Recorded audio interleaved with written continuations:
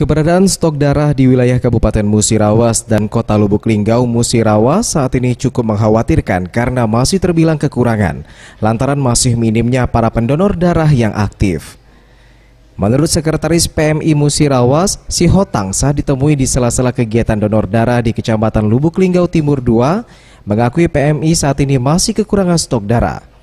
Si Hotang menjelaskan alasan masih kurangnya stok darah ini dikarenakan dalam sehari PMI hanya mampu menyiapkan 10-15 kantong darah.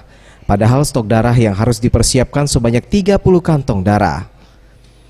Untuk itu, sebagai upaya meminimalisir kekurangan, pihaknya terus berupaya meningkatkan peserta pendonor darah aktif yang saat ini hanya berjumlah 200 orang.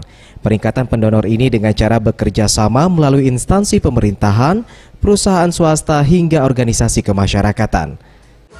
Kita baru bisa memenuhi antara 10, sisanya donor pengganti dari keluarga.